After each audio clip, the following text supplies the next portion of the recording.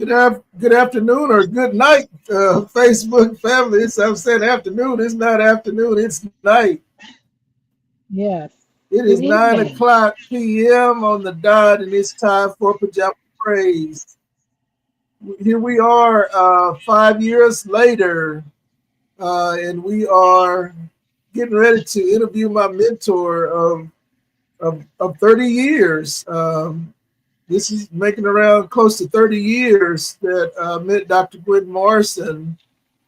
And 30 years later, we're still hanging together. She's still mentoring me, giving me wise counsel. So we're excited about having her on again tonight. Had her on about 4 years ago. And here she is again with us tonight. And we're going to get to hear about some incredible things she's doing in our city with the Tarrant County College Board and with some of her organizations. I didn't put that on the outline, but hopefully she'll talk about some of the things she's doing with her organizations. And so, we're grateful to have Dr. Gwendolyn Caldwell-Morrison with us to help guide us into our future. And so, before we get started with the interview tonight, I woke up this morning and there was the news that Pope Francis, had passed away, and so he had served faithfully, served even yesterday at the Vatican.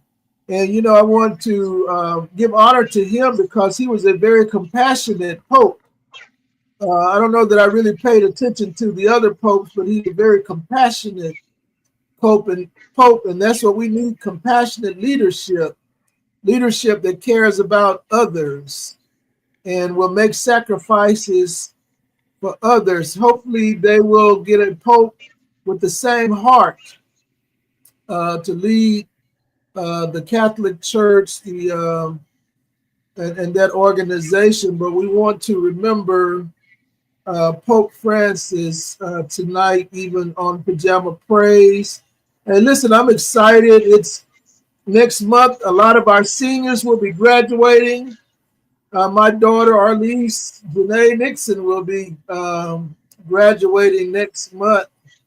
And so I'm excited about that. I have so many friends that have children that will be graduating. As a matter of fact, I'm trying to plan a graduation Pajama Praise show where we invite some of the graduates on to talk about their journey through school and their next steps. So I'm working on that to get some of our graduates on. And also, if you're in Duncanville this week, there will be a workshop at Elijah Fellowship Baptist Church this coming Wednesday, Thursday, and Friday. And the concert will be Saturday. I will be participating in that workshop. Dr. Patrick Bradley, Brother Paul Jackson, Brother Glenn Robertson, and Brother Thomas McPhee serves as the music leader at Elijah Fellowship. So if you're in the Duncanville area, man, we're going to have a great workshop this week. And also, first Sunday in June, as Brother Joe Bagsby would say, all roads will lead to the Cornerstone Baptist Church in Arlington, Texas, where Pastor Dwight McKissick serves as the senior pastor founding leader. We're going to have a great hymn fest over there. So if you love the hymns of the church, oh my God, we're going to have some hymns over there. And then we're going to have a panel of some incredible pastors that were former ministers of music. Pastor Alvin Pope, Pastor Milton Pace, Pastor Darrell Blair, Pastor Willie Stewart, Dr. McKinley Jackson. Oh man, it's going to be an incredible time at the Hymn Fest. First Sunday in June, Cornerstone Baptist Church at 4 o'clock. But again, y'all, our special guest is with us, Dr. Gwendolyn Caldwell-Morrison. And you're going to hear an incredible story tonight And so we're going to get into our interview. I'm going to ask Dr. Morrison if she will open us up with a word of prayer. Good evening and thank you. Let us pray. Lord, give me eyes to see, ears to hear, a heart to understand your will. Lead me in your wisdom, Lord. Guide my decisions and protect me, especially from deception. In the mighty name of Jesus, we ask. Amen. Amen. And so, Dr. Morrison, before we get into the interview, now who is Ben Morrison? Who is Dr. Ben Morrison? Dr. Ben Morrison is my husband of 51 plus years. All right. He and I actually met him in my hometown in Palestine, where I was residing at the time. He traveled across the state of Texas managing what was called federal housing projects. Okay. And he had taken over the management of a project in Palestine. And that's how I happened to encounter him. Okay. Okay. So we were committed in 6 weeks and married in 6 months and have been together 51 plus years. We celebrated our 50th anniversary with a Mhm. recommittal service at our church.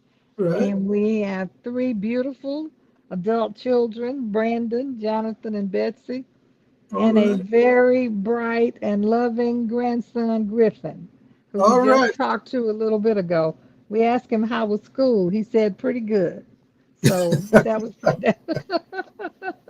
And I had the opportunity to provide music for that 50th wedding renewal.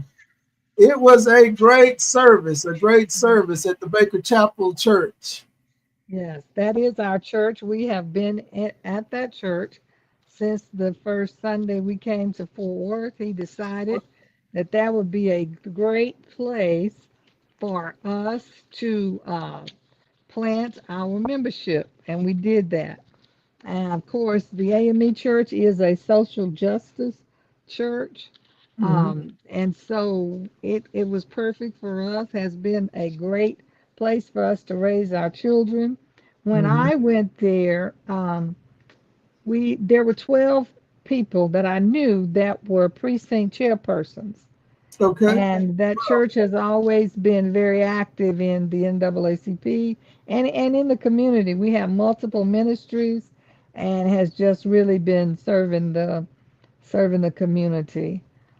So it's been a great place for us to anchor. It's great, and I tell everyone, find a good church, plant Mhm. yourself there because you need people that pray for you. Sometimes you can't pray for yourself and you might Mhm. need, it's always great to have people praying for you. So it has been an integral part of our life all of these years, and we're grateful for that.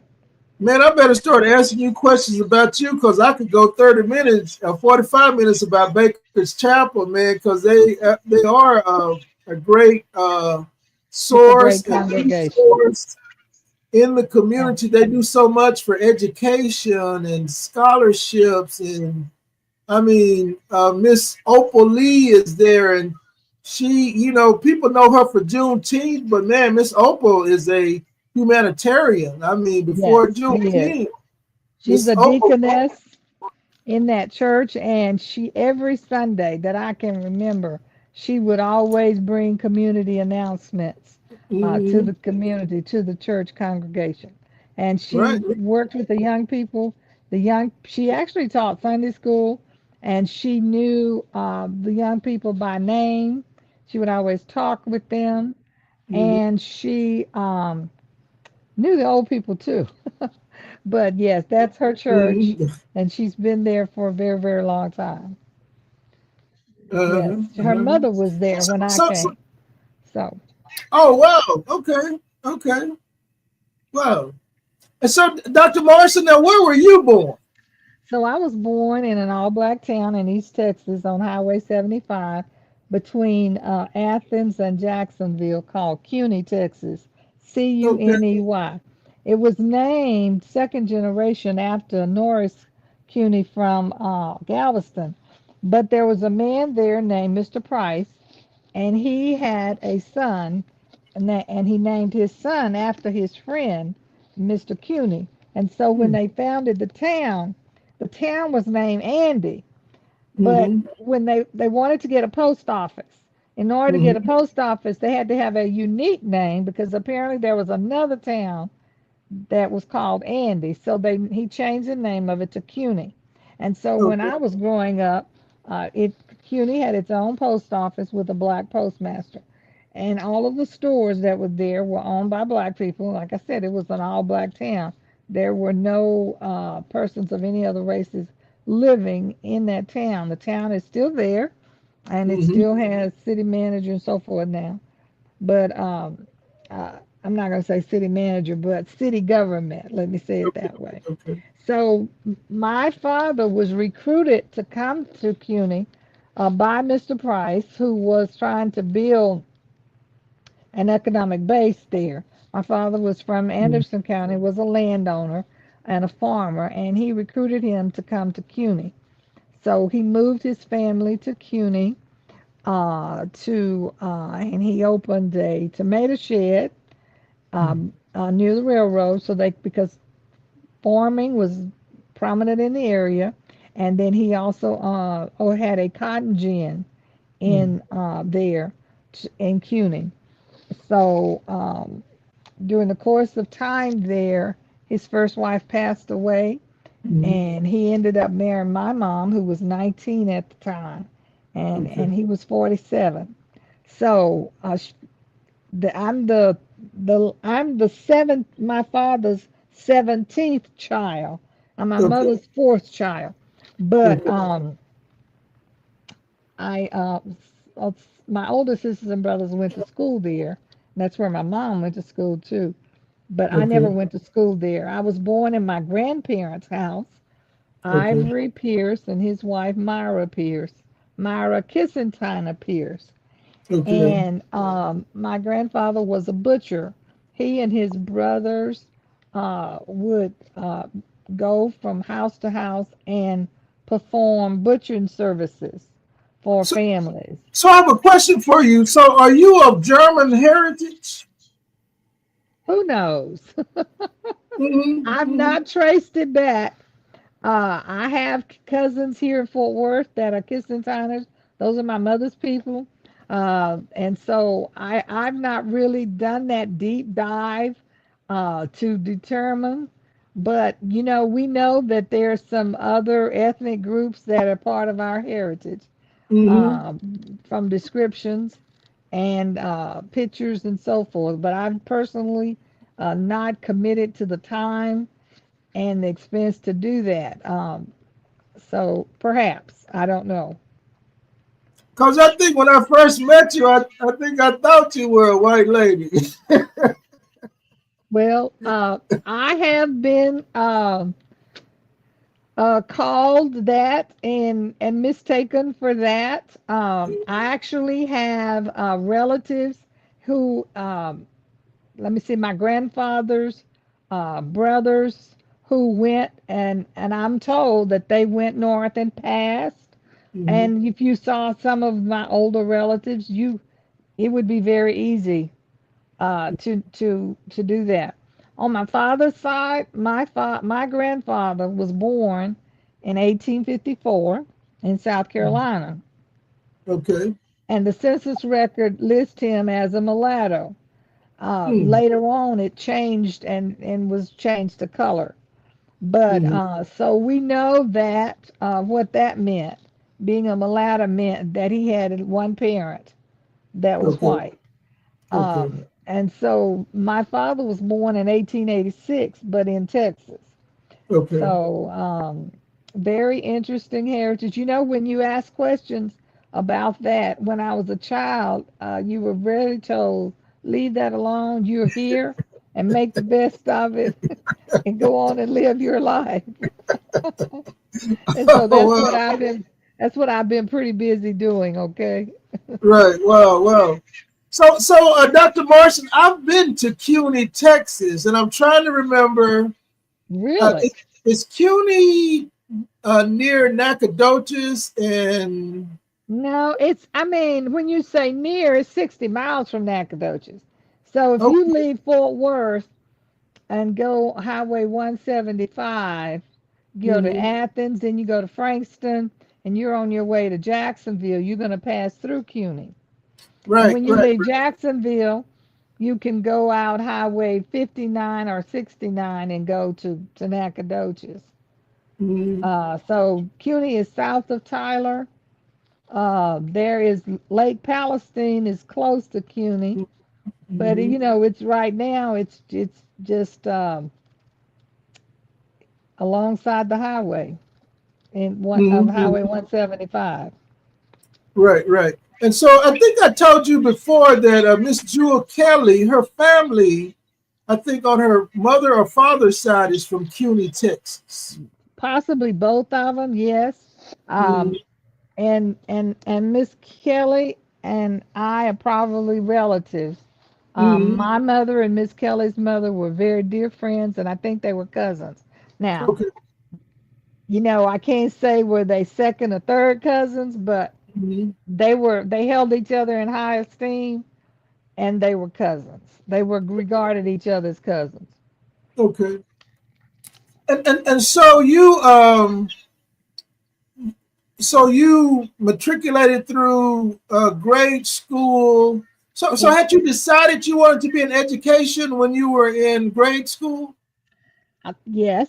So I never lived in CUNY as growing up. I lived in Natchez, which was in Okay. Anderson County, and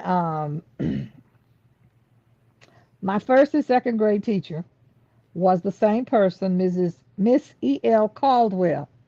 She Hmm. was my sister. My Okay. sister and my mother were the same age. Okay. So she was a single woman, and when she would go to professional meetings, I would accompany her. Okay. Uh, I accompanied her to a meeting in Lufkin of the Teachers Association. And when we walked into the gymnasium, a lady was speaking. She was running for office, and she said, "My vocation and my avocation is education." She was making a powerful speech, and I decided right there that that was going to be me. That education was going to be both my vocation and my avocation, and Hmm. so that has been the path that I have taken. So I started elementary school at Clemens High School, which was Hmm. named, it was an all black school, grades 1 through 12, which was named after a former principal. Hmm. But in the third grade, the Nature's Oil Field popped off, and so a new school was built near Nature's, and the dilapidated wooden school that was at Hmm. Even Spring was closed, and we moved to the new brick school in Natchez. It was actually designed by Pete Guerin Sr. and his firm. And You mean Congressman Pete Garrett? Congressman Pete Guerin's father. Oh wow. Okay. Yes, Congressman Pete Guerin's father and his firm. He was an architect. So I started going to school there in third grade. Hmm. And then, of course, so that would have been maybe 59 because I started school in the fall of 56. Okay. And, then in 1964, after the passing of the Civil Rights Act, it was supposed to be choice. The plan was that the black students in my district would choose to go to the black high school in Palestine, and Okay. the white students would choose to go to the white school in Palestine. Now, the white students were already going to high school in Palestine. They went Hmm. grades 1 through 8 in Natchez, and they were going to go to high school in Palestine. But we had to choose. And they gave us a slip to take home. We had to fill it out and get our parents to sign it. Um, the Palestine High School was in the newspaper. So we got to Hmm. read about their cheerleaders, their football, all of their clubs, their organizations, and and so it seemed like that would be a great place to go and be a part of all of that. Mm-hmm. Uh, and my I have to credit my cousin who said that was what she was going to put on her form. So whatever she did, I was doing too. And we put on our form that we wanted to go to Palestine High School. Mm-hmm. And we got called to the principal's office and suggested strongly that we change it. And said, but we didn't change it. And Mm-hmm. my dad said, no, you don't have to change it if you don't want to. It said choice at the top. So we didn't change it. And I don't know all the backstory, but what I know is that the school was integrated. Mm-hmm. And what ended up happening, most of the black teachers were fired and replaced by white teachers. Wow. And um, it was different. The Mm-hmm. superintendent's office moved to our campus, and it was a challenging time. Mm-hmm. But I was probably 10th grade, and so I say that I never had a high school prom because we should have gone had prom the next year, Mm-hmm. but that wasn't allowed. I don't exactly know the reason, if it was for because of religion Mm-hmm. or if it was because they did not want the dancing and the mixing and mingling of the races at a dance event. But we didn't have a high school prom for a lot of years at what was then Nature's High School. However, my teacher, who was a native of Fort Worth, Sadie Mm-hmm. Louise Perpina Phillips, had a banquet for us, a formal banquet in the cafeteria.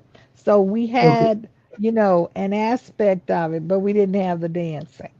So I never went to a high school prom of my own. I was a guest of another student in another district as a Okay. senior. But so that was something I missed on. And so during my junior year, CETA was a federal program where students worked in the summer at school Right. and Right. they Right. earned money. It was a work study, and I wasn't allowed to work in that program, and so my counselor suggested that I go to Stephen F. Austin State University on a summer program. So after your Mm-hmm. junior year, you could go to college and take college classes, and then you Okay. come back to high school and finish your senior year. Now I was Mm-hmm. planning to go to University of Texas at Austin. I wanted to go there. The big deal was that you, as class valedictorian, you got your tuition paid. But now Mm-hmm. remember, tuition was only $50 a semester for a What? full load in night. And so I So, was gonna so go. let me ask you this, Dr. Morrison. So, what activities in high school were you involved in? Oh, lots. I was student council officer, even president, Mm-hmm. New Homemaker of America, 4-H, uh, all of those things, those leadership positions. Mm-hmm. So we had those activities, and I wanted to be a cheerleader. There were two shows that came on, Mm-hmm. Shindig and Hullabaloo, and it was Mm-hmm. a dance show, a talent show, and they had. So I wanted my school to have cheerleaders, and Mrs. Phillips helped us to uh, create a pep squad and make pom poms out of crepe paper and coat hangers. And Mm-hmm. so we did have a cheer squad. That was the year before we integrated. So that would have been my 10th grade year. So when we integrated, of course, they established a pep squad. But of course, because it was integrated, they had the sweaters, the uniforms, the pleated skirts, the horns, all of that. It was all top notch then. But I didn't participate in that because uh, I had a rheumatic heart condition.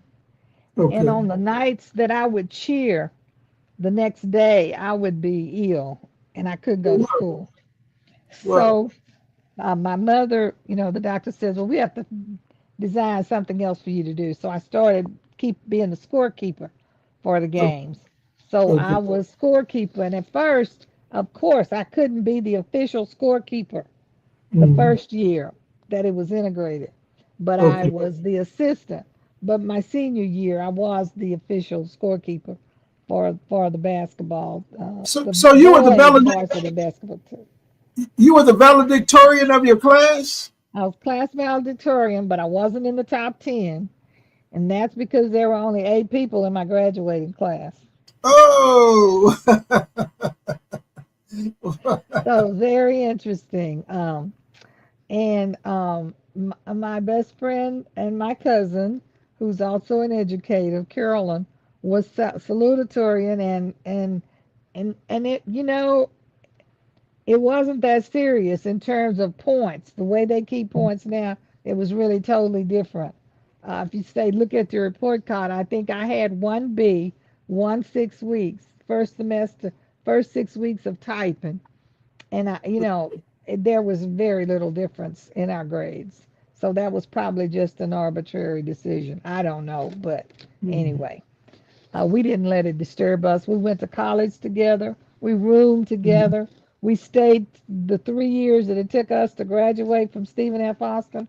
We were Mhm. roommates for the entire time. So we were very close.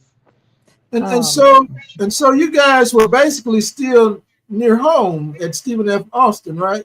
Yeah, we were. We were. That was an hour's drive for in by vehicle, or pretty much of a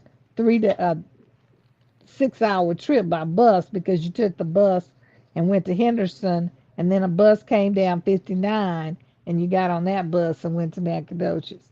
But Okay. you didn't go home every weekend during that time. You maybe Okay. holidays and so forth. But we went to Stephen F. Austin. Now, the way I got to Stephen F. Austin was the tower shootings at University of Texas.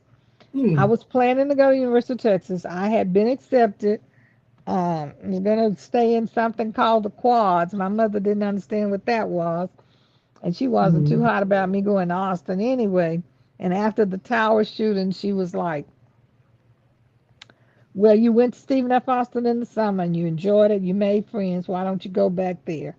And I did. Hmm. And it was a good thing because we had a family tragedy. We lost my sister in a car accident, and so it just worked out well. And like I said, my cousin Carolyn decided to go to Stephen F. Austin as well, so we were there together, and so it worked out well. And I made great friends at Stephen F. Austin. Um, the person who was the when I went there, he was the director of the Student Center. No, he was director of financial aid. He later Hmm. became director of the Student Center and later went on to be in the state legislature and was a friend, and a sponsor for a long time. So it was a good place for me. I was in what they call at Stephen F. Austin the first wave of Hmm. African American students because I got there I went first in 66, but then in 67. And so we had some outstanding basketball recruits, Hmm. and there was great camaraderie among the few black students who were there. Hmm. But that was a very interesting time, and it was a good place for me. And so I went there, earned my degree in 3 years, Hmm. Bachelor of Science in Homemaking with a minor in elementary ed, and I got both certificates in homemaking and in elementary ed, Hmm. and had So now, 21 how did you finish in 3 years? by going in the summers. There was nothing to do in Natchez in the summer, so we went to summer school. Went to summer school. Plus, I had a job on campus in the student center as a secretary, working part time, making $1.60 an hour. And Okay. so, went to school and worked part time in the student center as a secretary, and it went year round. So that just worked out. worked out just fine. And Okay. so finished in 3 years. Both of us finished in 3 years. And then, so I got 21 job offers. Oh, wow. And the principal from Carthage, Texas would call me every morning. Miss Caldwell, have you decided to come to Carthage? And finally, I signed. My mother thought that would be a nice place uh, for me to go. And my friend Carolyn needed to get a wedding dress. And so Okay. we went to Shreveport to buy her Okay. wedding dress. And we went through Carthage. And my Okay. mother thought, oh, this is a nice place. And, back then you had to stay, rent a room from someone near the school. And I Mhm. signed that contract. But close to Okay. time coming to go to Carthage, I did not want to go to Carthage. At that time, the only way to get out of a contract was if you went back to school because they weren't Okay. playing with you about leaving a teaching job. And so Uh-huh. I went back. I said, oh, I went down and I asked Mr. Johnston, could I get a job in the bookstore? Hmm. And he said, I think we can do a little bit better for you than that, Chris. And so he got me a teaching assistant position, which was $3,000 a year. Okay. Teaching job was $6,000 a year, a Okay. state minimum. But I went back to college and I did my master's degree in that next year. So by the Okay. time August before I was 21, I earned my master's degree. Oh, And wow. Okay. but I was already teaching in Palestine, and I taught in Palestine 2.5 years. Because Okay. if an opening came up in your hometown, you had to take it, particularly in home economics, because they didn't Okay. come. People didn't change jobs. So I had Right. taken that job in February. And then when I met Ben Arnold Morrison, Okay. I made the decision that I was going to go to work on my doctorate. And I was Hmm. being recruited to Penn State, which my mother Okay. was not at all interested in me going to Penn State. Right. And Wow. so, Well, how did Penn uh, State find out about you?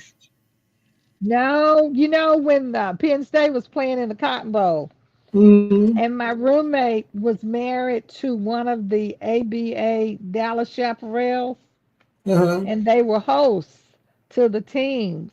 And when Okay. the teams came to town for the football game, that was a big thing of what they did. Went to different luncheons and things, the coaches' wives and other people, and they had recruiting events.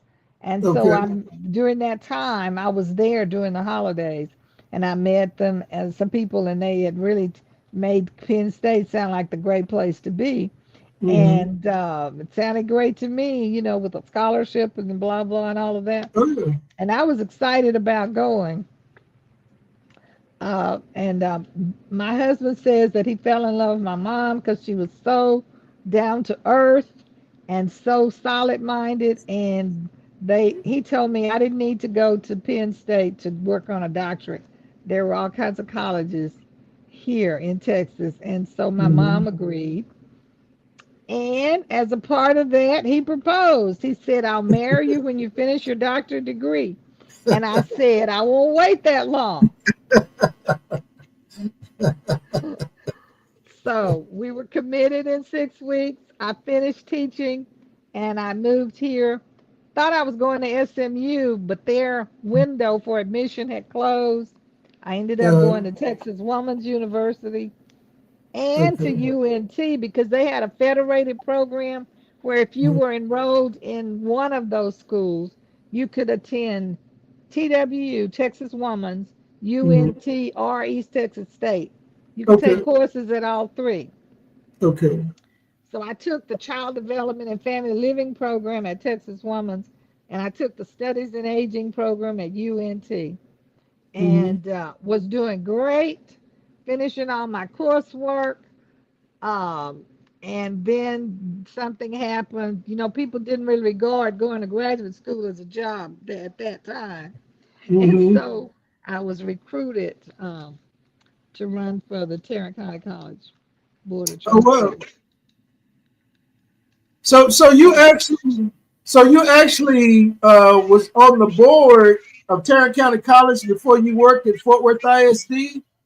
Oh, yes, long time. So I was recruited and ran in April of 1976. Oh, wow. April 3rd was the first election, and there was a runoff, and it was on April 24th, 1976, and I won the runoff. So that Oh, will be wow. 49 years this Oh, week. wow. Celebrate my Wow. 49. Now, how that happened was, if you remember, so it's a 6-year term. Okay. Okay. But a few years ago, there was the issue of the overseas ballots from the soldiers not making it back in time. And so Uh, they had to change the voting cycle. okay. And they made a decision to give everybody that was in office an extra year. Okay. And so instead of having served 48 years, my term, which would have ended this April, is 49 years. But, Okay. I filed for reelection. I did Okay. not draw an opponent, praise the Lord. So I Okay. have been duly elected to serve another 6 years by the grace of God. Oh, wow. Wow. Wow. Wow. Wow. And so, Yes. wow, man, that is awesome. And so no wonder you know everything and you know everybody. You've been in the trenches. Well, I really led a very, really protected life. I will tell you that. Mm-hmm. Because, you know, I was told that the dynamics, as an elected official, the dynamics change Mm-hmm. when you walk in the room. As Mm-hmm. an elected official, if you if something hits the media, it's amped up Mm-hmm. 10 Right. times if you're an elected official. But Right. anyway, I started my position in 1976, Okay. and yeah, I was in that dissertation writing process. Okay. Had finished my coursework, and you have to take the qualifying exams, take the language exams, take the statistics exam, do all Mm-hmm. of that, and then write your proposal. And the first committee that I had said that my proposal was too technical, and it was going to be across both programs, Okay. across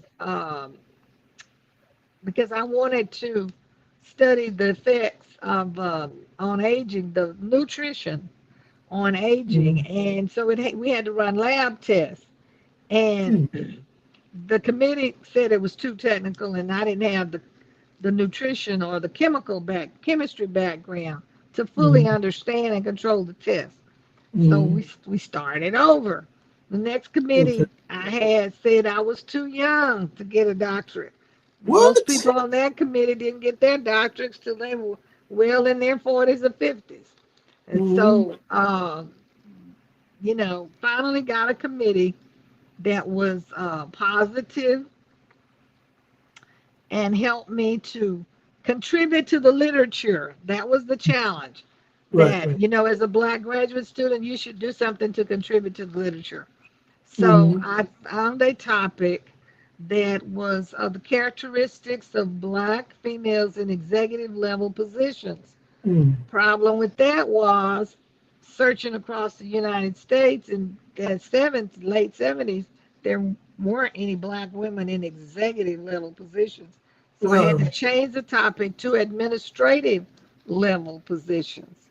And Okay. so I did a random sample of a broad sample nationwide Mm-hmm. of women in administrative level positions. So I have a And question for you. That would have been before the internet. yes, so we had ERIC, Educational Research Institute catalog. And so there were Mm-hmm. volumes and volumes of books. They were published like monthly in the library. And so you, Mm-hmm. you read actual documents. Yes. Mm-hmm. I don't even know if Wow. ERIC still exists, but yeah. So that was definitely before the internet.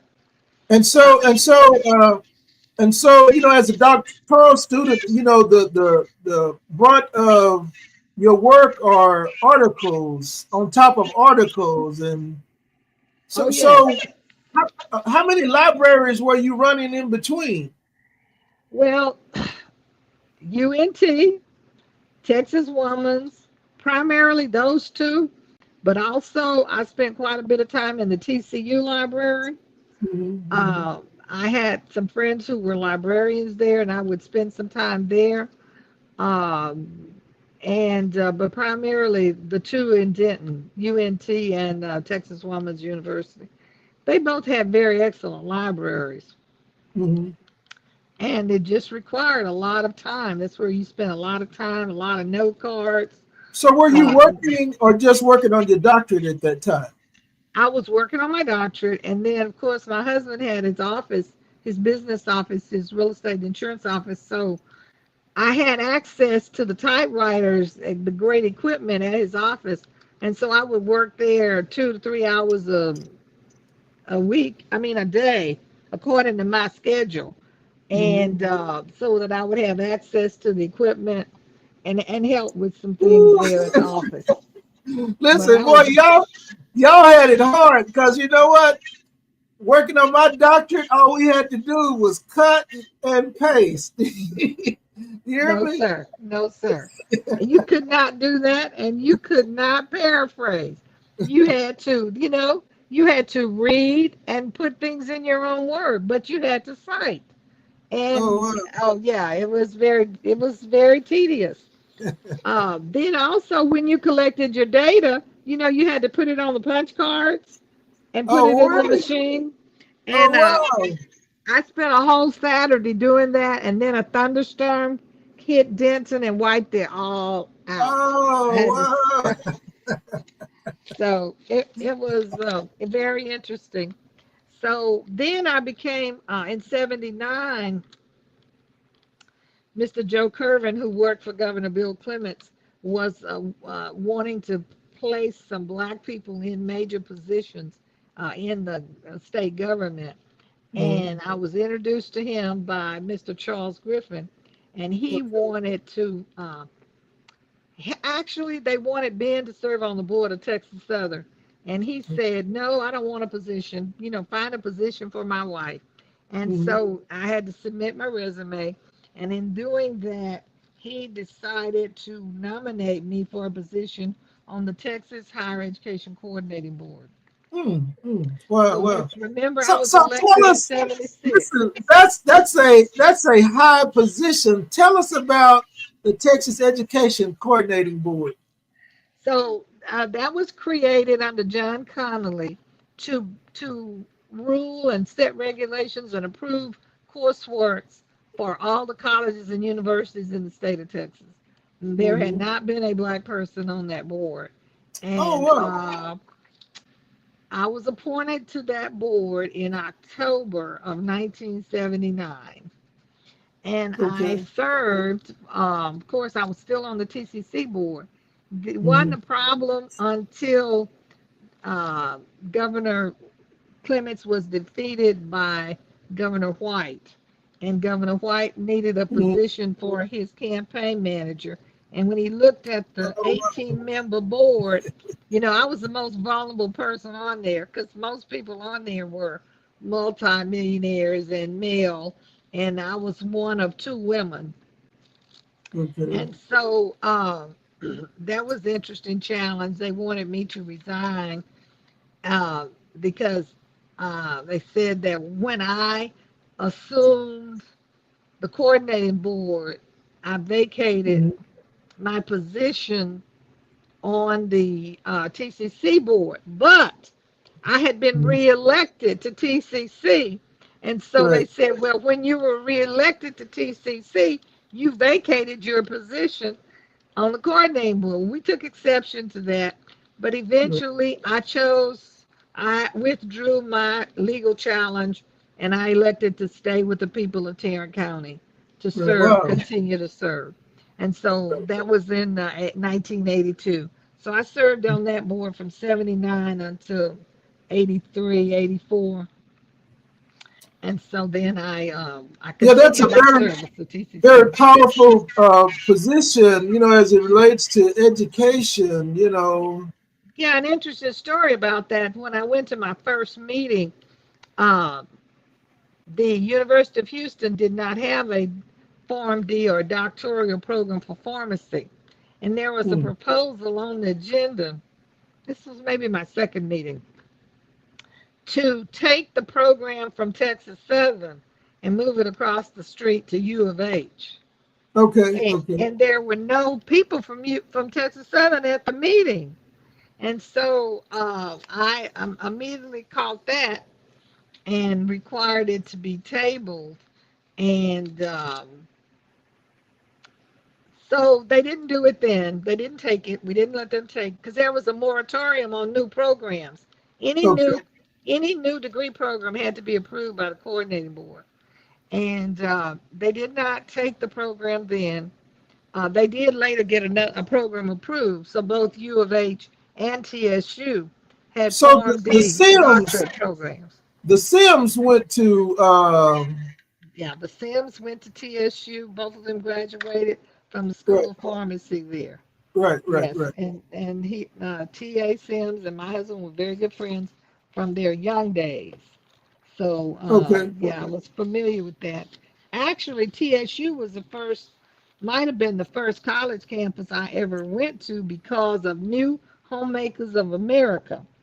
Uh, okay, Nowadays there's still Future Farmers of America, but in okay, those days of separate schools, there was New Farmers of America and New Homemakers of America. And the New Homemakers of America meetings were held on college campus at Texas Southern. The okay, regional meeting was at Texas Southern, and the state meeting was at Prairie View. And it was okay, on the campus of TSU that I heard Barbara Jordan speak to okay. one of my meetings. Our colors were blue and white, blue skirts and white blouses with red rose, and Well, the men's colors were blue jacket, really kind of I am tarot colors, that blue and gold.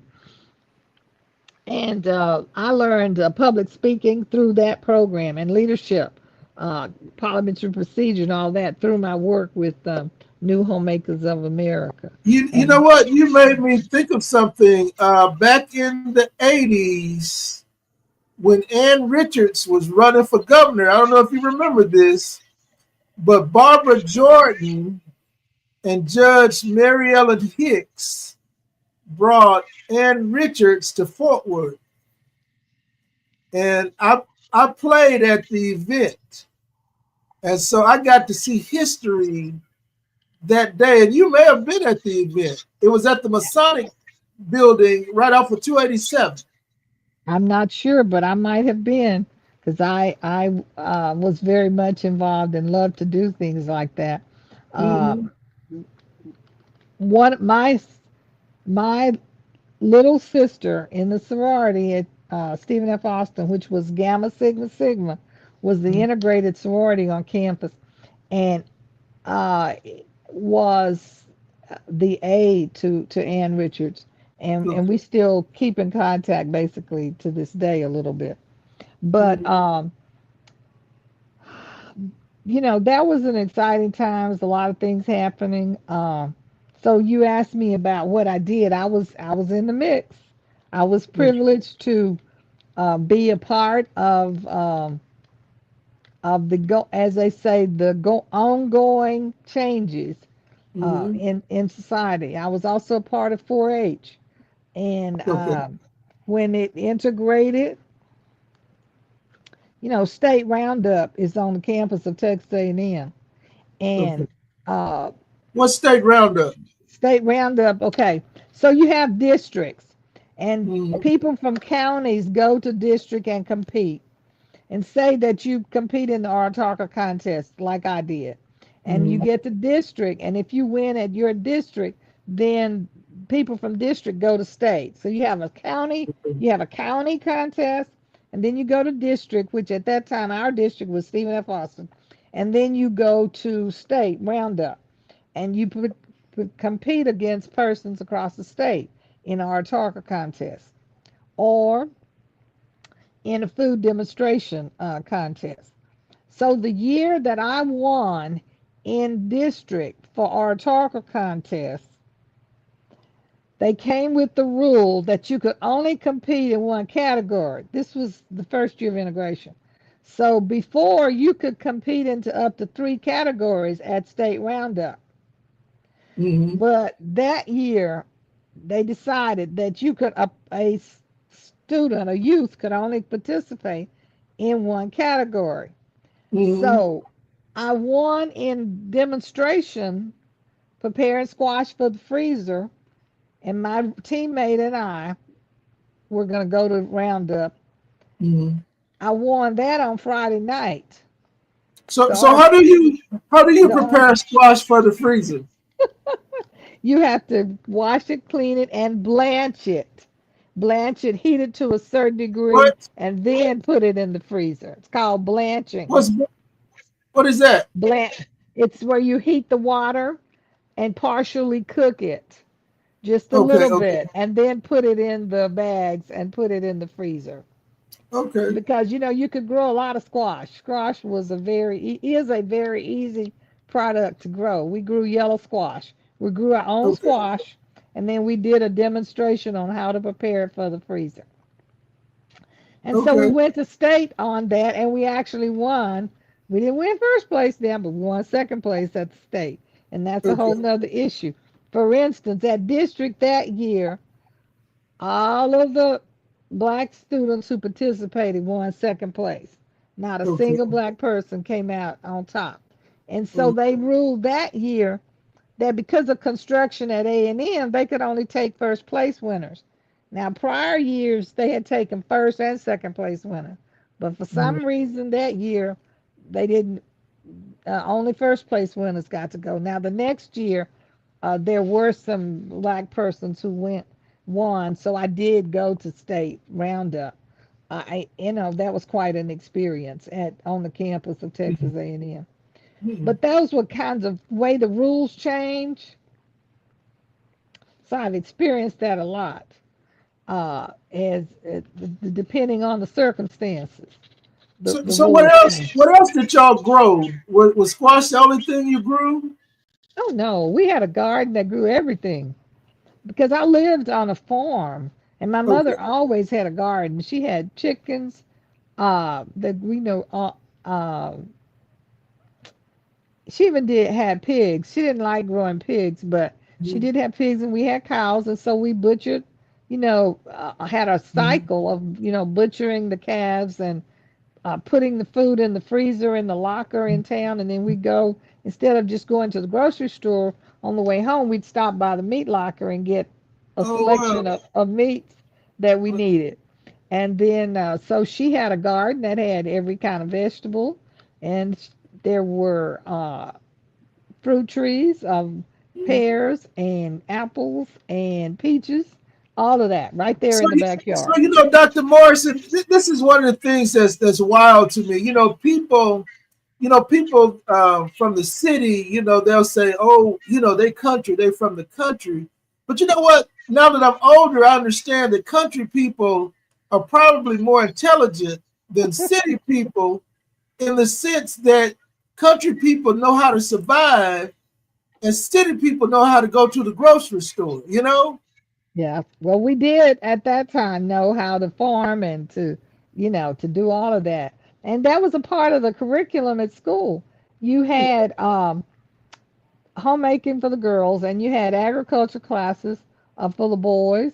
At that time, they were separate, and shop where they learned to weld and not only do carpentry work, do plumbing, and all of that. So um, it was like teaching both girls and boys how to make a life and a living for themselves Right, in the right, right. rural. So that was a big part of it as the school curriculum, but also 4-H, which Mhm. there were all kinds of projects in 4-H that you worked on during the year.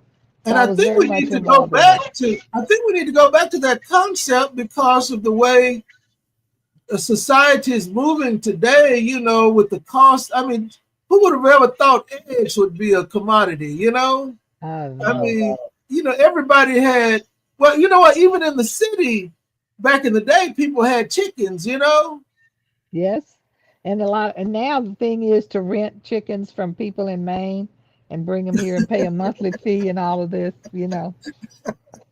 It's very Oh, interesting. It's very oh, interesting.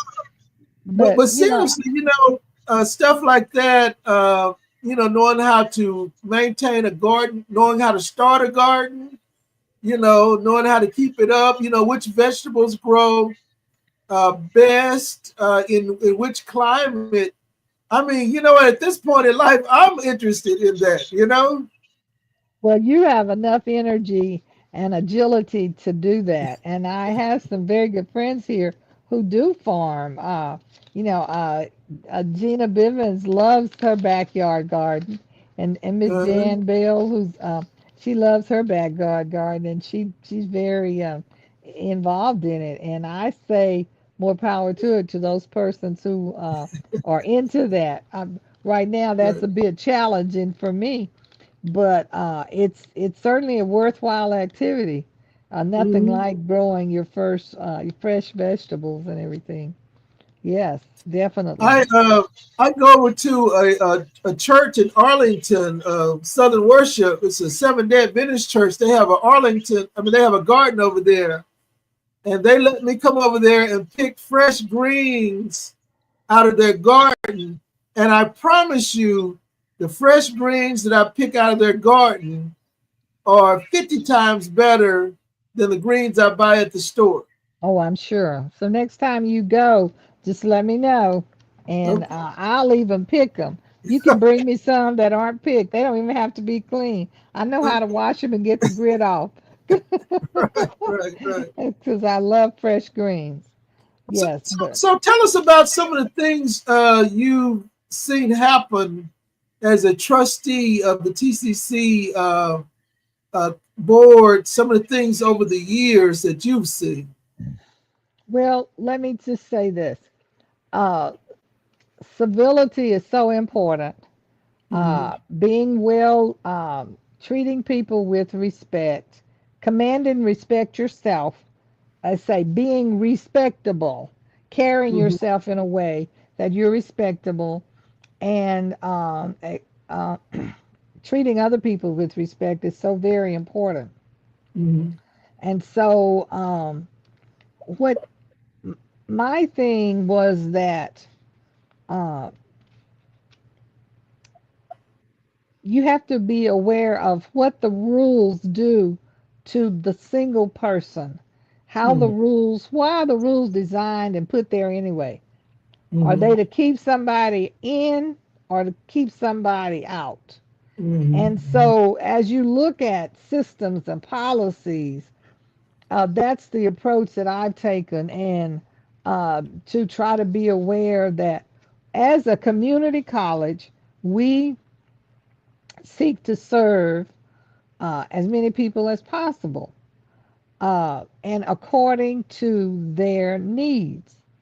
So there is a standard, and but we have to reach the people who there's remediation to get people to a standard, Mm-hmm. to find people where they are and help them to develop theirs to be where they need to be. Mm-hmm. That is a big challenge. See, Mm-hmm. we need everybody to be able to work and earn money, or Mm-hmm. and be able to take care of themselves, support themselves. So if one person in the family is responsible for growing the vegetables and that's supporting the family, that's a good job. That is a good position for them to have. So work at home mothers or who were housewives, they did all of those things to take care of the family. Grew the garden, took care of the animals, took care of the house, took care of the children. All of those things had great value to the Mm-hmm. family, and still today, whatever person in the family does that is performing an important role. And right now, we have to help people learn skills. So when I Mm-hmm. ran, one of my theme was work with our hands and your minds. Right, right, So right. the skills that you need. certainly you need the intellectual ability, but you Mm-hmm. need to skills To that take. will help you earn a living, Mm-hmm. whether it was typing, uh, or which we call keyboarding now, Mm-hmm. or coding now, or Mm-hmm. carpentry, or welding, or soldering, and all of these many multiple things. We just Mm-hmm. had a graduation last week of a nanotechnology program Mm-hmm. where veterans or complete a 12-week certificate program, which TCC participates with, along with 8 other education institutions across the nation that is run by Penn State.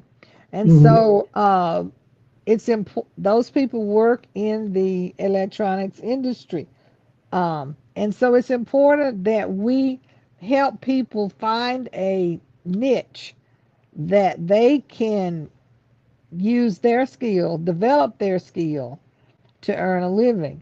You know, Mm-hmm. when you look at Bell Helicopter, General Motors, General Dynamic, uh, even the let me just say the envelope company that's in the area, all of those manufacturing places, there have to be people who can do those jobs. Right. And we have to make certain that we are training young people, letting them know where there are real jobs that Mm-hmm. that make real money. Even helping a young person get a food handler certification is an Mm-hmm. important step toward getting a job. Helping them get a to learn to drive the people mover. Uh, Right. um, all of those things are very important. And right now, the job market is more concerned about certificates than they are degrees. Mm-hmm. So, And Dr. Morrison, let me say this. Having worked in college and career readiness the past 3 years, where we help students to start thinking about going to college or going into a profession, immediately after high school, because one of the things we realize is everyone won't go to college. Some people will go to work, but in high school, they have the certification or the certificate programs there. And so I had the opportunity to come over to TCC, the South Campus, to see the electrical program y'all have over there. I mean, y'all have a state of the art automotive program over there.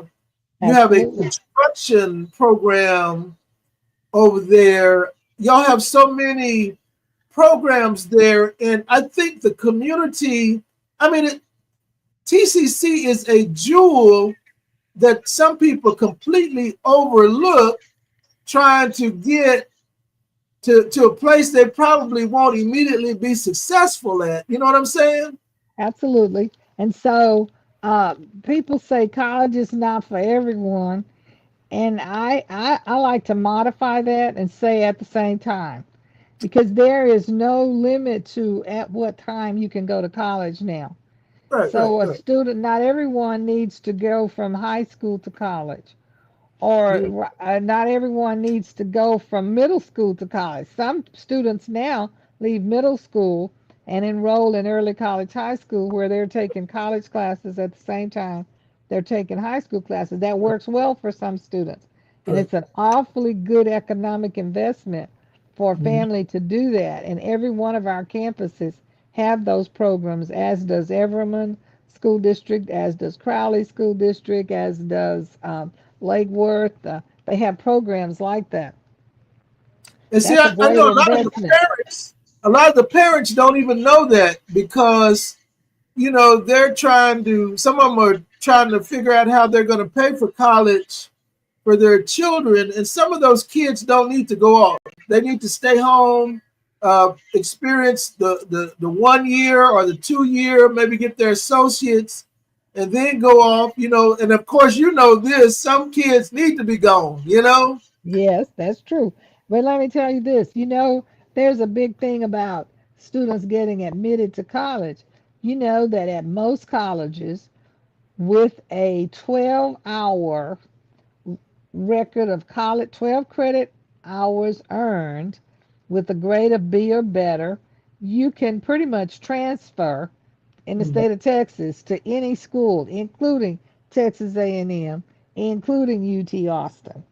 You don't have mm, to be worried about that freshman admission. And so that's a strategy that's not well discussed. But if a person wants their child to go to UT, but they're worried about them getting admitted, they need to just come to TCC, get some mm, credits, and then transfer. So those are things that aren't discussed that often. But right. there are, and we have so many different schedules. For Mm, instance, at the end of May, a college student who may be at a 4 year institution can go to class for 10 days and complete a 3 hour class. They call right. them mini mesters. You Getting can master. also do that in December. And so that's what a lot of the astute college students do is get some of those basic classes in those 10-day classes. Of course, it's a bang, bang, bang study schedule, but it's doable. Um, so we So do what? have wonderful programs. I So what do think, y'all have going on at the Opportunity Center? well, TCC, Tarrant County College is the community's college. So we're Mm, supported by tax money primarily. mm, 26% of our budget comes from the state, but the balance comes from primarily from the taxpayers of Tarrant County. okay. Tarrant County is said to be a county that has a high portion of persons who lack a high school diploma. Mm, And mm, so an entity from Austin felt the need that Tarrant County would be a good place for them to expand their program of an adult high school. And mm, so they have a charter high school that's approved by the state legislature for persons 18 to 50 years old. mm, And they convinced, that entity convinced some of the major foundations in the area to give them operating money. mm, And they put together a proposal and convinced our board of trustees to provide them space. So mm, we provide a facility for them to come and offer an adult high school diploma to citizens of Tarrant County. mm, And so we're in the first year of that program. It's called New Heights Adult High School. It is a charter school. It's one of the only one in the state exactly like that. And so I'm hoping that a lot of people take advantage of it because mm, there is a need in Tarrant County for more persons to have high school diplomas. And with those high school diplomas comes better earning opportunities right, and right. hopefully better jobs, and they can get more training programs. So we offer a partnership where they can also enroll in TCC courses tuition free. Hmm. And so you know what? Also, Dr. Morrison, Dr. Aaron with the College for Kids program at the South Campus. She's been working, canvassing the community, trying to, first of all, let the community know about the College for Kids program. And then I know we have a lot of church people on here. You know what? I want to make a challenge to some of the church people to sponsor a child or some children to come to College for Kids. It's an experience that they will never forget. And I promise you, once those kids or children or students come on the college campus, they're going to want that. You know, it's exposure sometimes can be everything. Exposure is everything. And absolutely, we have a College for Kids program at every campus. The name might be a little bit different according to the campus, but it is a program for 6 year olds and older to introduce them to various classes in the college setting. And that exposure is so vital and so important. And so I too would encourage parents, churches, organizations to help children that you know participate and take part in those programs. And now is the time to look Go online, tccd.edu, and anything you have an interest in, just put it in that little mic search engine and look to see what TCC offers, because we Mhm. have so many programs, certificate programs, degree programs, special programs. We just accepted a grant last week from a home building company for scholarships for the construction management program Oh that wow. is on South Campus. And so Oh there are wow. lots of scholarships for existing students. We even have an emergency fund that operates through the foundation. Mhm. So, for instance, if students have uh, an emergency, like they need a car repair, $300 or $400, whatever the amount, they can apply for that. There's lots of help and resources.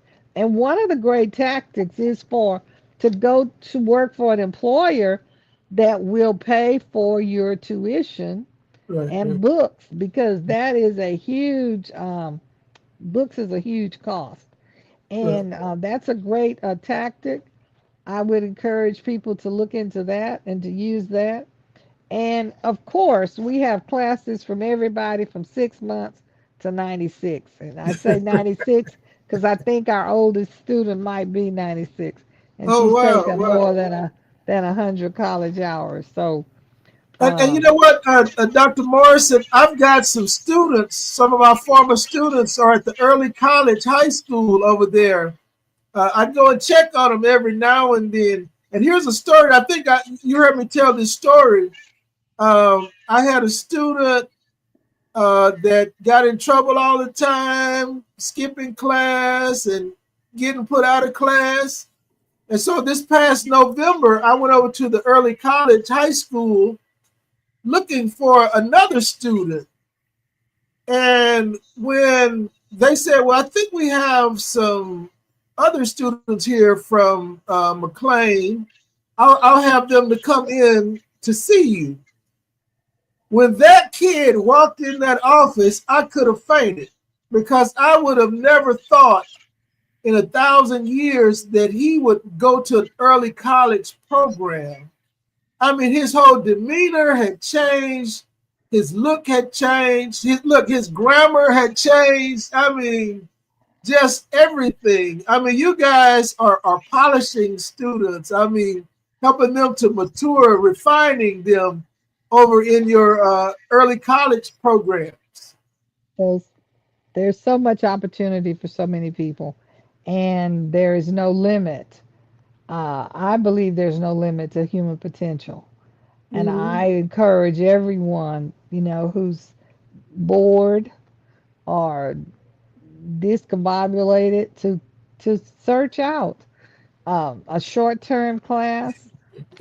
There's credit classes and there's continuing ed classes, and look for an option that works for you and your children, your grandparents, your aunties, your You grand know, Dr. and Morrison, I'm everyone. squirming. I'm squirming over here because I want to say something about the fall of 2026. I mean, but I can't divulge it just yet. But I'm squirming. I'm squirming. Well, listen, Tarrant County College is celebrating its 60th anniversary this year, because Mm, the election was July 31st, 1965, that okay. created the district. And so I'm going to take the John Wooden approach to that. I was looking at a clip on the internet, and he said, you know, this is what I told my players: you have to put yesterday behind you.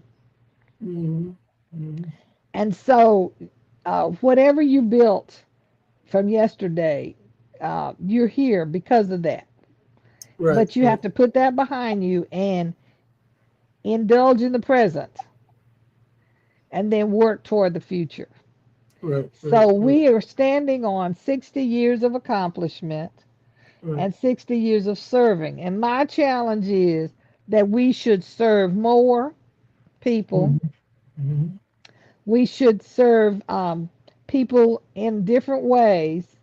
The persons that never thought they could come to college, that we need to encourage them to find something that they can do that will help them. And Mm-hmm. here's the thing,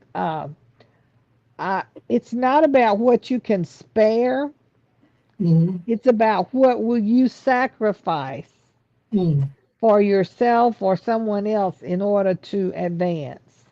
Wow, wow, wow, wow. And that's important. Will you sacrifice your time? Will you stop what doing, redirect your energy, some of your Mm-hmm. money? And there's no greater investment than investing in yourself and in people, other people, Right, right, right. and encourage them to develop themselves. So that's, all the work that I do is about serving people, helping people Mm-hmm. become better, live a better life, and to be able to contribute, Right, to right. recognize their human potential. And I think more of us can do more of that to Right, encourage people rather than to discourage. And you right. asked me, what would I want my legacy to be? Mm-hmm. Well, first of all, I'm hoping that at some point I will be remembered by someone other than in my family as a person who uh, was respectful, was Mm-hmm. respectable, and was respectful of other people and of Mm-hmm. humankind, and that helped people. There's that song, if I can help somebody along the way, then my living will not be in vain. One of my mentors, role models, Dr. Versia Lindsay Lacey, would sing that song every year. In fact, she was governor of the South Central District when the Greater Fort Worth Area Club was founded by myself and Miss Hazel Wilson. Okay, okay. And so that was one of her favorite songs, and she would sing it. That was the creed that she lived by. And so that's a pretty good creed to help somebody along the way And so when you're they a community, not only do you serve on the board and you're an educator, but you also serve in several community organizations. Tell us about those. So 1975, I founded, along with Hazel Wilson, the Greater Fort Worth Area Negro Business and Professional Women's Club. I had been a member, along with my sister, Ethel Caldwell, since I was 13. And so when I moved here, Ms. V. Alice Foster, who was a renowned real estate broker in Dallas, uh, Mm-hmm. asked me to help her start a club here. And as I began to do that, then I met Hazel Wilson, who was also working to form a club because she had belonged in Houston. So we're celebrating our 50th anniversary. Okay, Um, wow. also,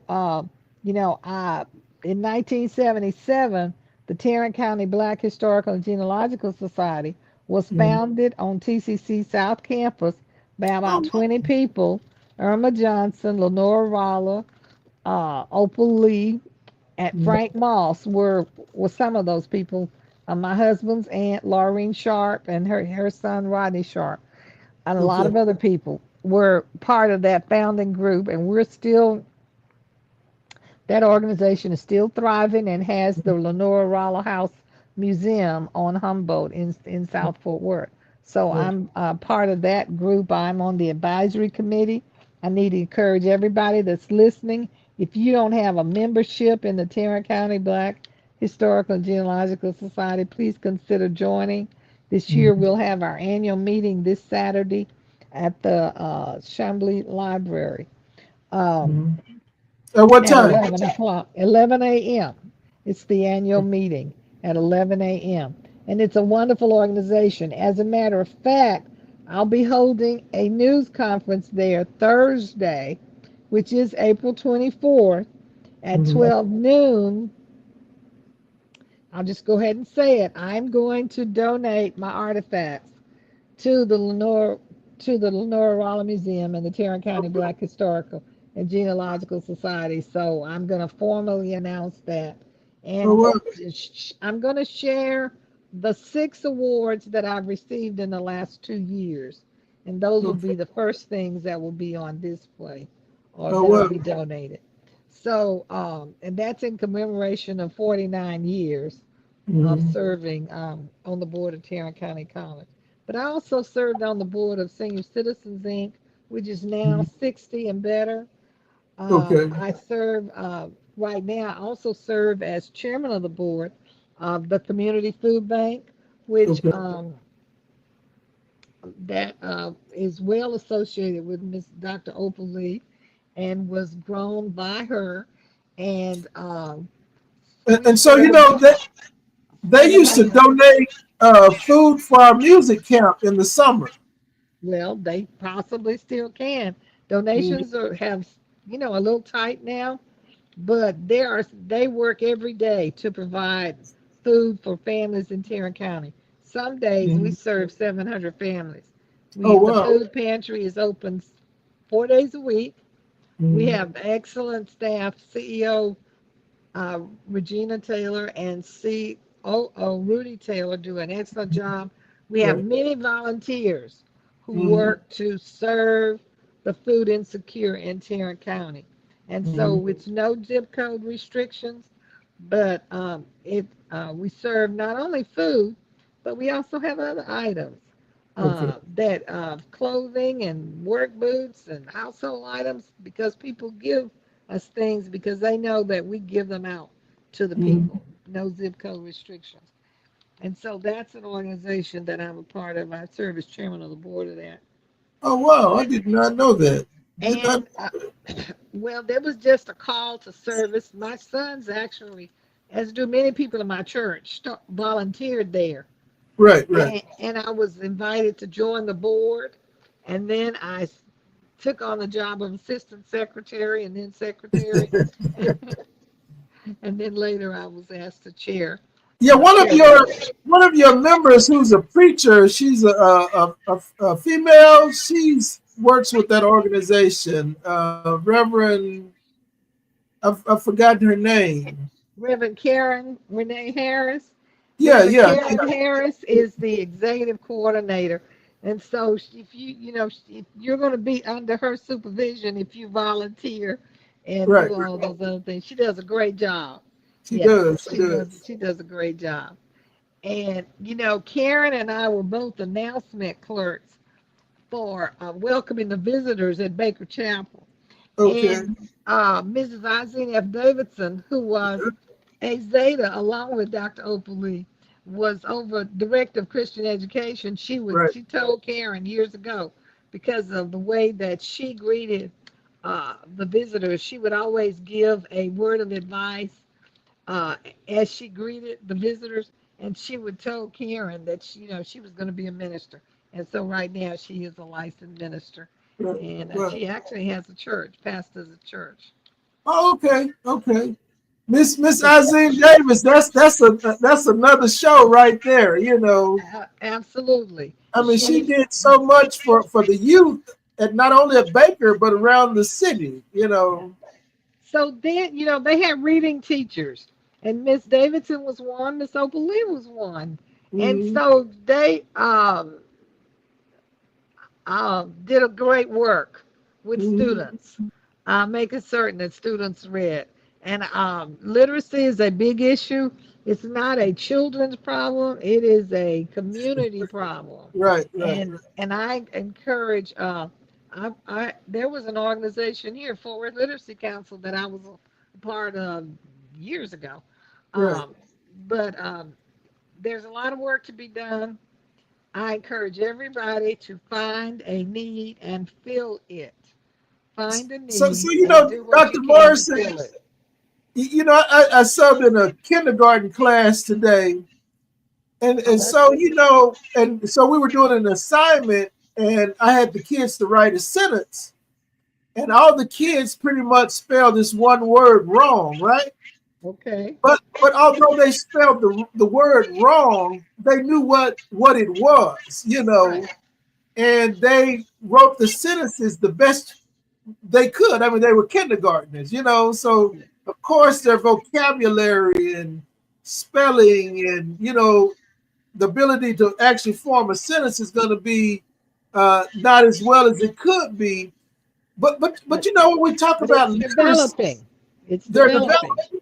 And so, there's the academic side of literacy, and then there is the fundamental side of just knowing of literacy, Yes, And so I think the education job is to merge the two. absolutely. Absolutely. And pre-K was my favorite class to teach Mm-hmm. because you have young minds and you can help them to grow and develop. Every day you're learning and developing and learning new things. Mm-hmm. So I'm glad you're over there in the elementary grades and you'll be a great They get out inspiration to early. them, and you'll be a great inspiration to them, and they will be speaking as well as you are when you leave, because you will teach them the patterns, and they will feel so good when they can speak like you, and they Dr. will Morrison, some emulate of them you. already do. Some of them already do. That's why I had a hard time getting some of them quiet because they speak well and speak a lot. Yes, so that's why, one of the greatest, the hardest person to discipline as an educator, do you know who that is? It's the teacher. Another, you're right. The Right. teacher is the hardest person to keep discipline, because you make rules and you set procedures and you set processes. As an educator, you must stick with those rules, processes, and procedures. Or if you don't, then the students will start breaking them, and then they won't understand why, if you break them, why they can't break them. So, Right, right, as an right, educator, you must maintain your discipline as an right. educator to your own rules and your own processes and your own speaking patterns. One of Right. the things that we were told in executive classes do early integration was never go to the vernacular. Mm-hmm, You mm-hmm. must always speak in standard English. Now, I occasionally now, in fact, I did this past week, I Right, said something in the vernacular, but it's important that you speak that standard English.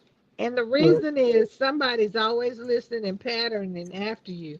The person that hears you today may not know that you absolutely know and can speak standard English right, fluently. right, right, right, right, And right, so their impression of you might be that you only speak in the vernacular. And right, so right, that's why it's important as a professional, as a leader, to maintain your discipline right, and speak in the language of the environment. right, right, When right. in Rome, do as the Romans do. Do as the Romans do. So that's Because an important because lesson. on academic writing, you have to do it.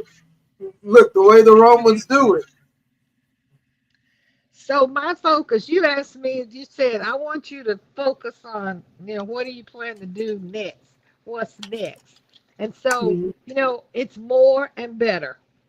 And mm-hmm, so we have to serve more people and do a better job of telling the story of TCC and what mm-hmm. it has to offer to more individuals, Right, to right. families from the youngest to the oldest, and from persons even who have multiple degrees. They Mm-hmm. can enhance their skills, Oh yeah. their earning ability, and their fluency, whether in a language, computer skills, writing, or implementation, management, project management, by taking some courses and classwork at Tarrant County College. And Right. so I say, if you have an itch, Tarrant County College can help you scratch. So the Mm-hmm. new theme is bold steps, bold choices. And I think that's a great option. It is a great opportunity. It's economically sound. Uh, it's a great place to work. It's a great place to learn. And most of our campuses have walking trails, so you should just go out and get familiar with the campus and learn to exercise. Take the children, take the old people, like me, so that they know this is your campus. This is Tarrant County College. We are the Mhm. community's college, and we are here to serve the community. And I'm hoping that we'll continue to do a great job of that. Well, listen, man, y'all most definitely have done a great job over the past 60 years, and you've been a major part of that because I know you've been the longest serving board member for Tarrant County College. As they say, you know where the skeletons are. Well, Uh, I have to pay homage to a great friend and a great citizen of Tarrant County. So in 1965, there were 9 persons on the board who ran for the board. And Reverend L. Haynes, Dr. Clyde Broadus, L. Clifford Davis were 3 people from our community. hmm, And so from its so there were 9 people totally running, and everybody could vote for 7 people. And Judge Davis said that they did not tell people just vote for the 3 of us. They encouraged people to vote for 7 people. And so Reverend L. Haynes, who was pastor of St. Andrew's United Methodist Church, was elected to that original board of trustees. okay, And when he moved to Los Angeles, Mr. Harold Odom was appointed.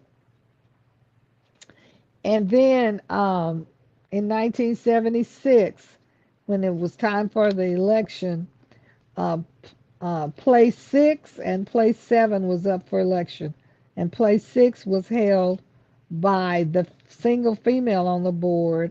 Um, I'm sorry, place 7 was Dr. May Owen. And okay. place 6 had been recently filled by a new appointee. And so when I was encouraged to run, my husband having been in politics and being a precinct chairman from the age of 20, actually, he had been a precinct chairman since he was 20. He was elected at 20, researched and determined that I should run for place 6. And so I filed for election for place Hmm. 6. And there were 5 people running. And I was in a runoff with the incumbent, April 3rd. And then two precinct chairs I will never forget, Miss Connie Feaster and Miss Marie Brooks, Okay. had huge precincts. They both came in more than 300 votes to practically zero in my favor. And so that pretty much ensured a win. But Right. I had the support of the entire community, the black Right. community, Precinct Right. Workers Council, and I've just been grateful, and I have tried to make certain that as I have served over these years, that I have done it in a way to make them feel good about supporting me that very first time in 1976. Occasionally, for a 6-year term, I've had opponents at least twice, Mm. but I'm thankful this time that I got a pass, and by the grace of God, I look forward to continuing to serve.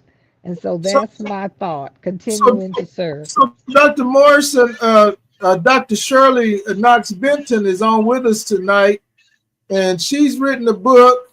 We had Miss Christine Moss on. She's written a book, and several other authors on.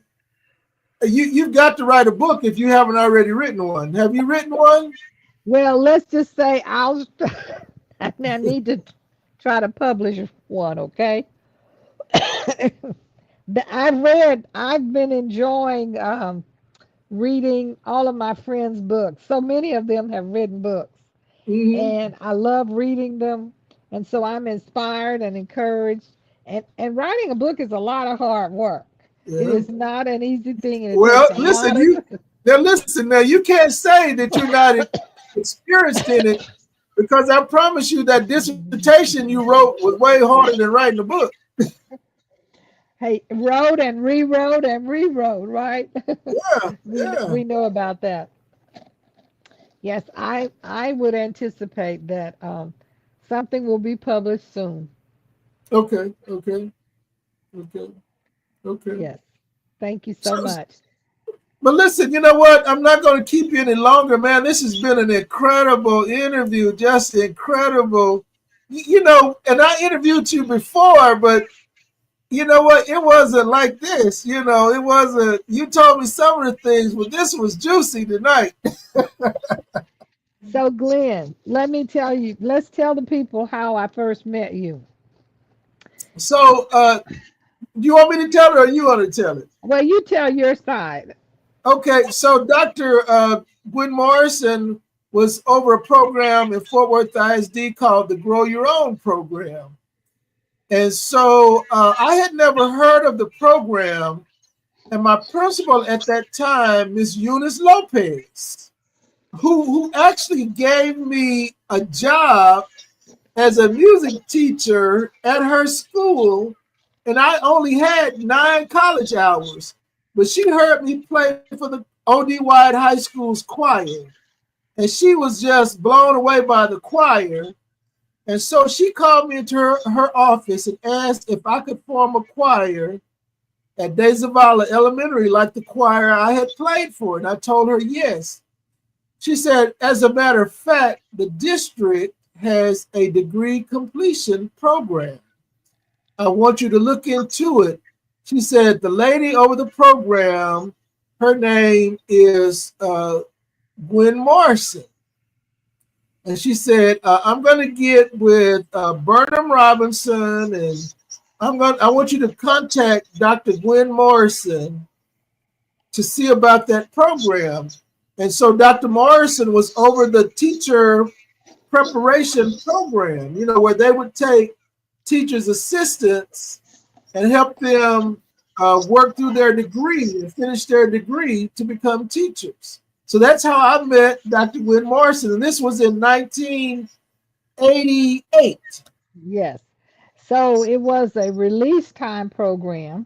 You were supposed to get release time so that you could take 6 hours a semester And they did. and to get pay your tuition and books Uh-huh. and and you said you would be making you would have a job. And And you so know who else I need to give honor to, Dr. Gwen Morrison? And I almost never do, but Miss Gladys Jenkins. yes, Miss Gladys Jenkins, who was the principal at David K. Sellers Elementary School, she allowed me to leave work an hour early to drive to Dallas for classes. And she helped me with that degree process as well as you. yes. So Dr. Jenkins has retired and moved to East Texas, and Uh, she's just thriving and enjoying herself and having a great time.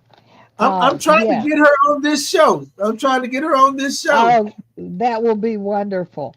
So let me tell Mhm. you a person too. So you know that not everybody who applied got accepted.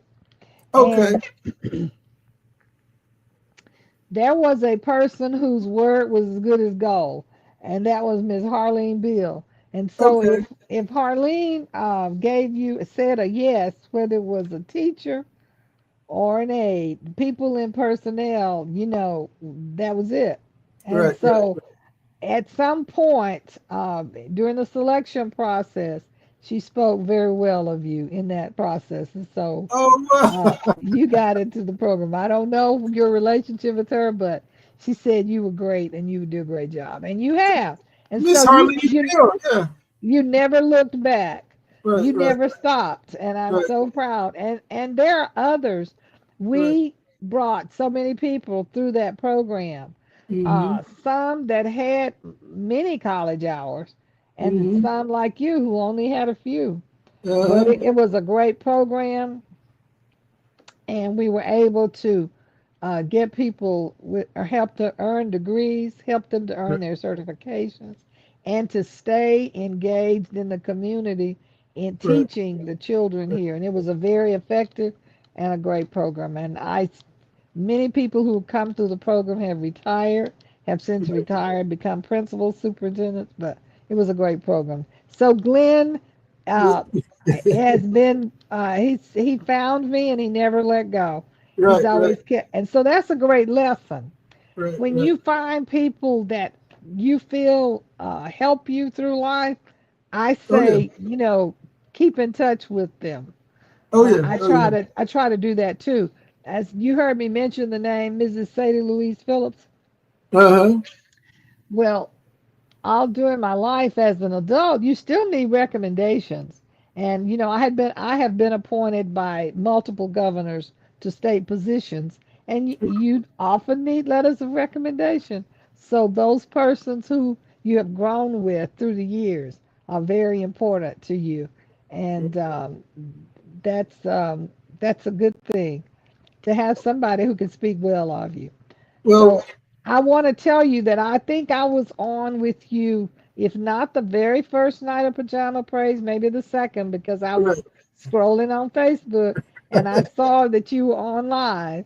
right. And I thought it was a great idea. And I really want to congratulate you for your consistency, your perseverance. I Sure. think you have made this into a cultural phenomenon, Yeah. and you have shared the stories of some great talents, great people. It's been enjoyable to watch and participate with. I always want to hear more music, but Okay. it has been a great to learn of the growth and the affiliations and the associations. Everybody has a story to tell, and you have Right. developed a platform that has helped so many to tell their story. And so, Glenn, I hope that you will decide to devote some of your documents to Hmm. the genealogical society. Sure. So you don't Sure. you don't have to wait until you are gone to decide to deposit some of your items. See, the genealogical society has an agreement with the Forest Public Library, and Okay. so the items that we donate should be there for infinitum. Now Okay. they are in the process of digitizing Right. Right. documents and things. And so my mother-in-law, Dr. Francine Reese Morrison, had many of her items Oh yeah. donated there. And so she asked me to make certain that those that I handle were donated to them. And so Right. many people have done that, and I'm encouraging more. But right now, what I'm asking everybody to do is go online to Forward Black History and sign up for a membership, because we need to keep preserving our history. That's right. And so you know what? And I will make mention of that each week as we move forward. I need to make myself a note. And if you come on, Dr. Morrison, just type it in so I will remember to talk about the. Is it Tarrant County or Yeah, Fort Worth? it's Tarrant County Black Okay. Historical and Genealogical Society. Right. And Right. so Right. the Lenora Rolla Museum is run by the Tarrant County Black Historical and Genealogical Society.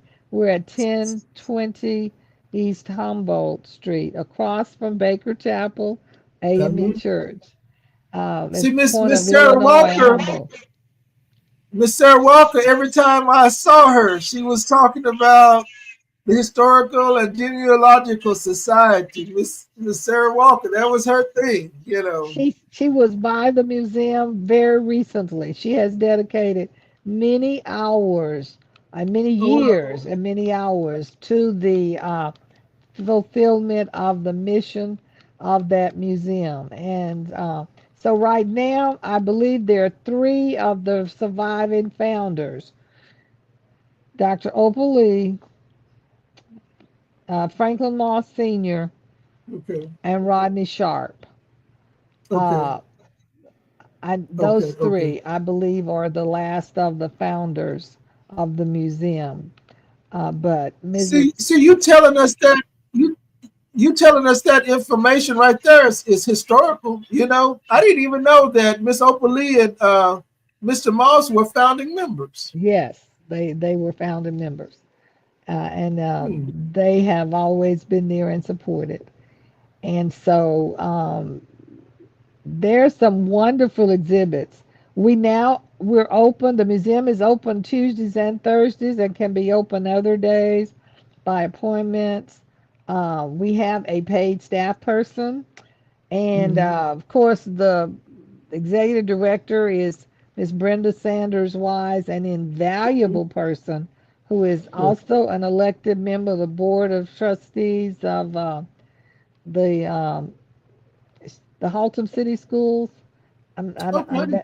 Yes, she's on the board, school board for there, and also I think she was the first black graduate from Haltom High School. But she just does a fabulous job Oh, of wow. volunteering her work and has over the Hmm. years. So it's an important museum Hmm. and has a rich catalog of items, and so it's a great place to visit and to feel good about yourself and the people of your city. So I'm Right, excited to right. be a part. Yes. Well, Dr. Morrison, we're going to go ahead and bring it to an end. This has been an incredible interview. I mean, you shared so much history that we would probably have never known had you not shared it. And you took out your busy schedule because I know you're busy. Every time I call you, you're either in a meeting or you're taking care of some business. But you took out the time to share with us tonight. Tell the family thank you for sharing you with us. Dr. Ben, tell him thank you for um, sharing you with the community. But this has been a great interview. There's going to be a third time. We can't just because there's so much more that we have to capture these moments. Because we'll never pass this way again. And Yes. and so So go ahead. early voting starts tomorrow. So Early you voting. need to make sure that you vote, know the people that you're voting for, vote in every election, know the people that you're voting for, and hold them accountable to their job, what they can and should do for you. So Right. early voting starts tomorrow in school board, city council, Tarrant County College, place 7, and other elections. So all across the area there's an election. Mansfield, make sure you people at Mansfield go vote for my friend Dr. Dr. Michael Michael Evans. Evans. Yeah. Yes, Dr. Michael Evans Sr. He has done a phenomenal job in every position he's been in. He served on the board of Tarrant County College. And he taught at Tarrant County College or worked at Tarrant County College, and he was on Mhm. the board, and he's done a great job as mayor. He also Right. was on the Mansfield School Board. So there's some Right. great people running who are willing to sacrifice their time and talent for the greater good, and that's what we need. All right. So early voting begins tomorrow. Listen, y'all, this has been a great interview with my mentor, my longtime friend, Dr. Gwendolyn Caldwell-Morrison. I mean, a legend. She is truly a legend. Sometimes we say legend and they may or may not be legends, but she is truly a legend, a trailblazer in education. And so I try to get in touch with her as much as I can because I need some knowledge and information, and I know she has it. But again, thank you for being with us tonight. Thank you, Facebook family. Miss Kim Agoro, thank you so much for being with us. First Lady Krista Daniels, thank you for being with us. Sister Karen Shields, tell Brother Benny I said hello. Uh, Sister Karen Shields. Let's see, Miss Shirley Brown. Thank you, Miss Shirley Brown, for being with us. Dr. Shirley Knox Benton, thank you so much for being with us. Thank you, Reverend Alfonso Scott, who was our guest a couple of weeks ago. Thank you for being with us. Brother John Jocelyn from Dallas, Texas, Bethany Baptist Church. Church, Miss Tamika Thomas. Thank you, Tamika, for being with us. Another one of our educators, Miss Aquila Sadberry Dove. Thank you. Reverend Pastor Cynthia Diggs. Thank you for being with us. One of the city's great musicians, Miss Judy Kathy Steptoe. Miss Edna Jackson, thank you for being with us. Miss Catrice Reed with Loving Yourself Inside and Out Ministries. Thank you so much for being with us. I know there's so many others there. Miss Bertha Johnson from Rising Star, thank you for your continued and weekly support. I know there's so many others on that I cannot see, but I know you're there. Thank you for your prayers and your weekly support, your yearly support, because this is 5 years now. And man, we've got some more incredible people we're going to be bringing on this show to hear their stories. I mean, we are enriched, encouraged, inspired, enlightened, and educated by the stories of our great people. Listen, guys, we will not have Pajama Praise next week, but week after next, man, I'm getting ready to have a great show May the 5th. I'm planning something big. Something big. It's graduation time, and I'm working on something big. So y'all stay tuned for May the 5th as we will probably have a graduation show with some of our graduates that are getting ready to graduate. Hey, listen, y'all continue to pray for each other. Let's pray for our world. Let's remember the life of Pope Francis. He was a great humanitarian, a man of God. We want to remember his life. We need to pray for our leadership in this country, leadership around the world. And let's continue to lift each other up and inspire each other. Hey, listen, y'all be safe out there, and we will see you week after next for Pajama Praise. God bless. Thank you, sir. Thank you. Appreciate you very much. God bless you all.